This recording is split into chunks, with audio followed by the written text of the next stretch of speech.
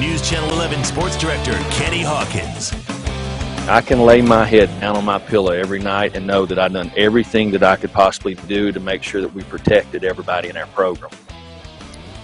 That was Jeremy Pruitt after the final game of the year, confident that he would be back as a head coach at the University of Tennessee. Today, however, he was relieved of his duties for serious violations of NCAA rules. Pruitt, the former defensive coordinator at Florida State, Georgia, and Alabama, was 16-19 in 3 years at Tennessee. His tenure coming to an end weeks after a frustrating season amid a compliance investigation into the program's recruiting practices. Along with Pruitt, assistant coaches Brian Niedermeyer, Shelton Felton, and 7 members of the recruiting staff were also fired. According to Chancellor Donde Plowman, the NCAA infraction took place under Pruitt's watch.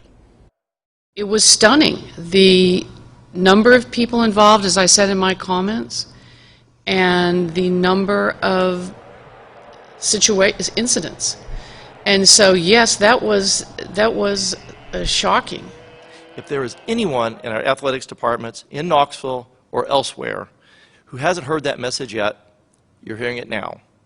If you can't win the right way, you don't belong here. Well, the University of Tennessee searches for a new head coach. Kevin Steele, who was just hired a week ago, is now in charge of Tennessee's football program on an interim basis. Steele, a former volunteer player who was previously a head coach at Baylor and former Tennessee assistant coach, has been a long-time SEC assistant. Also announced today is that 70-year-old athletic director Philip Fulmer has decided to step down.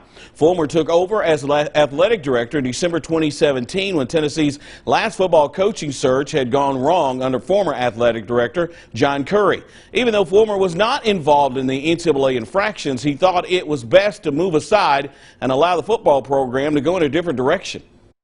It was always my expectation I would move on from athletics sooner rather than later. It only makes sense that I make that move this semester so that a new coach with a new athletic director